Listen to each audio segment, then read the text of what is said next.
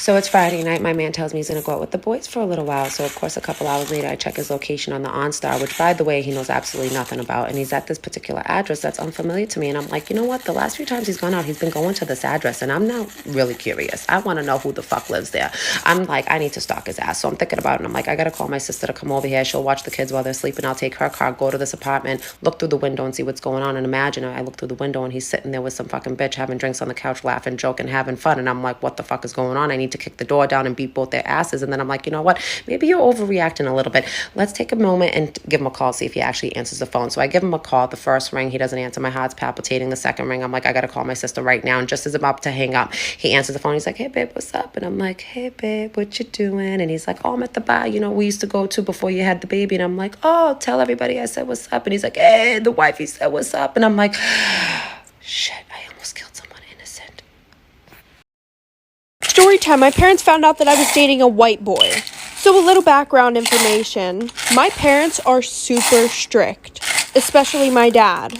And on top of that, my dad thought that races should not mix. One of his sayings was, you don't see a blue jay fucking a pigeon. AKA, white people and black people should not be together. Sounds fucking stupid. Yeah, I know. Anyways, like I was saying, it was my freshman year of high school and I had been dating this boy for 2 months. And of course he was white. And we had to keep it super low-key because if any of my friends found out about it, they would have fucking told my dad. Now when I look back at it, those weren't good friends at all. Anyways, every Friday, my boyfriend and I would go to the movies. And we would go to this theater that was 45 minutes away because nobody that I knew would be there. The only person that knew that I was dating a white boy was my sister. Well, the one day after the movies, I couldn't get a ride home, so I had to get a ride home with him and his family. And as soon as I pulled up, my parents were waiting outside, like for part 2. We're working with hard wax today.